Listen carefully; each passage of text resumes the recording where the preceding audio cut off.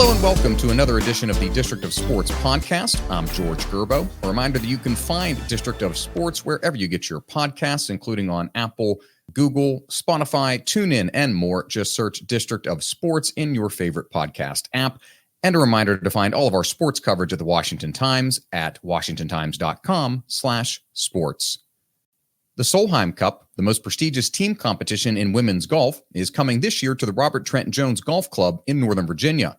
The club in Prince William County was the host venue for 4 President's Cups and the 2015 Quicken Loans National on the PGA Tour, but this will be the first time it welcomes a major women's competition.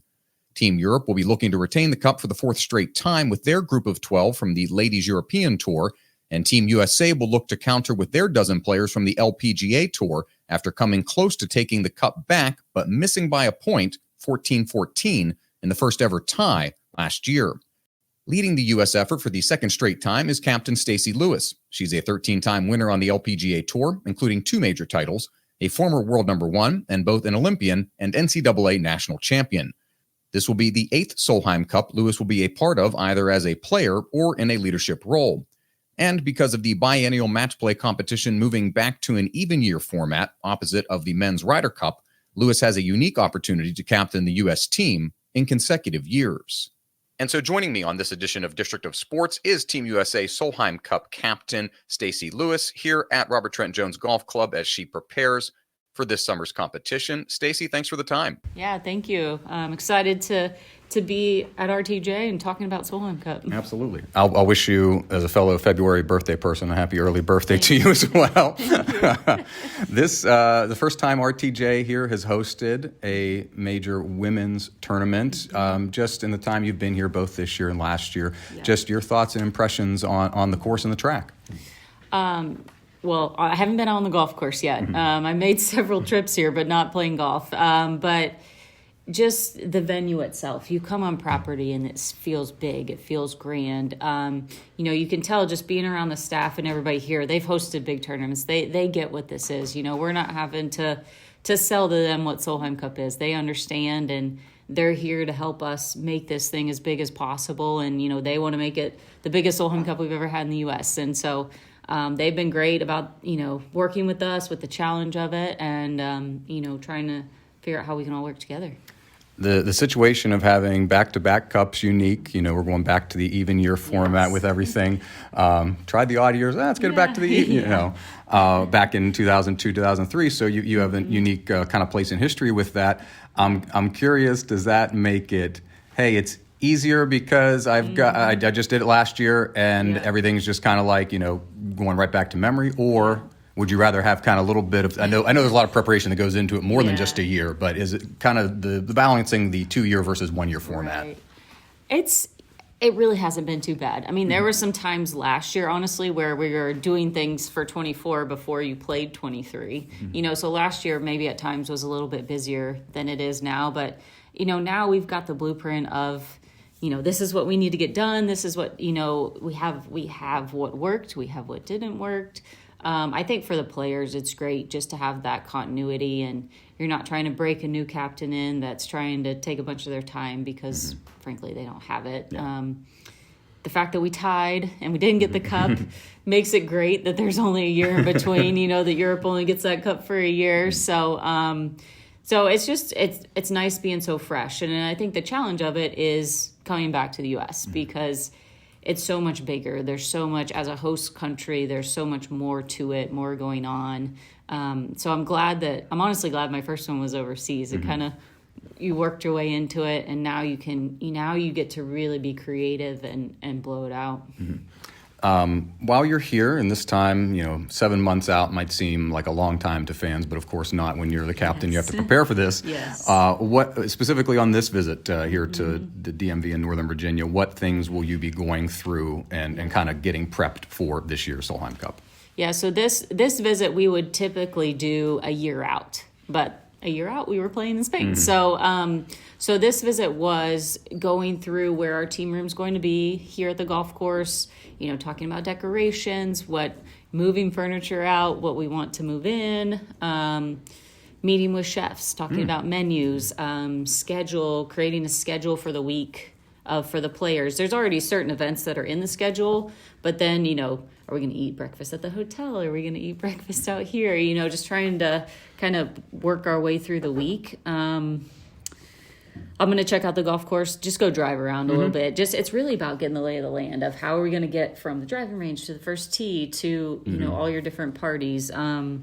So just doing all the logistics and getting organized in your head of, okay, this is what it's going to look like.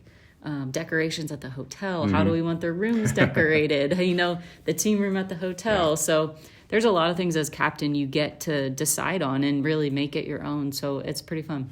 And just from visiting here, but not having played here necessarily, obviously the first thing that kind of strikes you is Lake Manassas and just how these holes really play with the course so much. Not just, hey, here's 1 or 2 holes on the water. Pretty much all of them kind of follow this. Right. Anything like that you've played on a championship level before you can compare it to or think about? I would compare it, honestly, to Kingsmill, not too far away from here. So just the setting on the river, kind of rolling hills, the rough. I think it's going to be pretty similar to that as kind of a style of golf, I would say. But I love walking off the back of this clubhouse, and we're going to have our opening ceremonies back there, and the first tee obviously is back there too. So I just think when people kind of come around that corner and you see that first tee and the builds and all the fun stuff we're going to have back there, it's just going to be a really cool space. And I think you're going to see a lot of people just end up hanging out there most of the day. I got to see Driven by Data, which was kind of a very nice recap of kind of your thought processes for last year and a nice recap of the whole Solheim Cup in particular. How rewarding was it, and you spoke about it in the documentary, but just how rewarding was, hey, I'm going to take this approach, and then kind of seeing it bear out with that early sweep on Monday, and just that, and having Danielle and some other teammates, some other members of the team, just be like, hey, we trusted the process basically, and it worked for us. I think after that morning session on Friday, I think my shoulders probably dropped about 3 inches. It's hard. It's hard. We had so many new players that we had to create all new pairings. We really didn't have pairings that we could transfer over because all your players that had played, I needed them to play with rookies. So there wasn't like we had to basically start from scratch. And so the stats and the data helped so much in that of just giving me like a direction of where I needed to go. If there's a great pairing that came out of it and they necessarily didn't want to play together, could I work with them and try to convince them that it was right?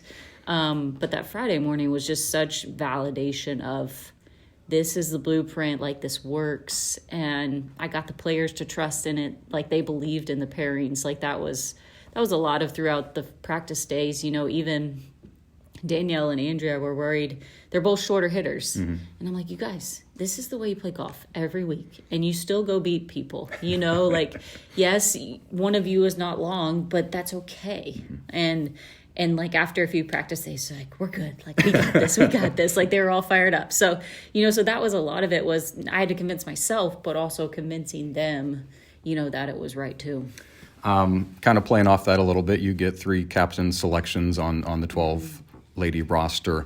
Allie, Cheyenne, and Angel were last year's selections. Without being name specific or whatnot, just obviously I know data's a part of it, but some of the things that you take in consideration as you're watching the LPGA season go along in making those picks. Yeah, you're looking at experience. You're looking at what do you need in the team room.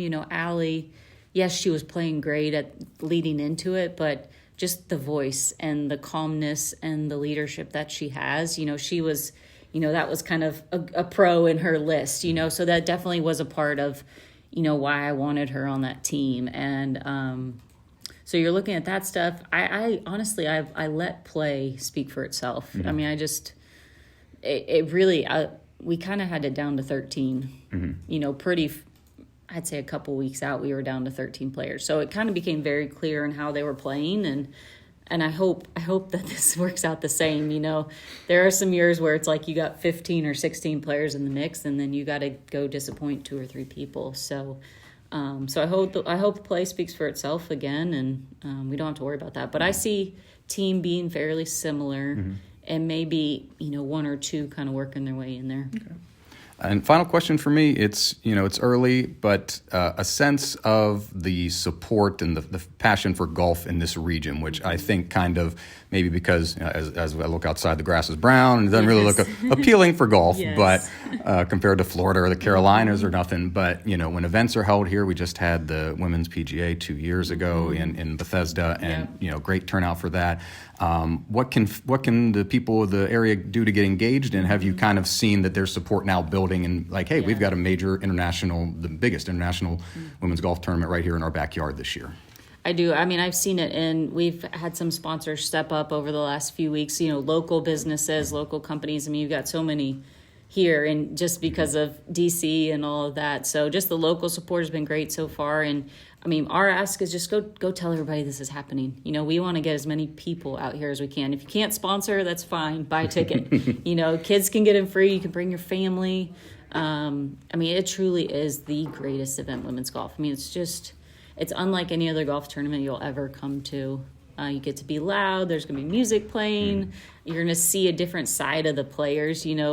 I say this is the week where their guard's actually down a little bit, where you get to see them let loose a little bit and have some more fun with it. So it makes you remember that they're 25 at times. So, just spread the word for us, and I think from what I've seen, people are fired up. They're ready. I mean, we always got great crowds at Kings Mill, and we were there for so long and still got great crowds, and Congressional was awesome as well. So I'm looking forward to see what we can do here. Stacy, I appreciate it. Thank you so much. Thank you.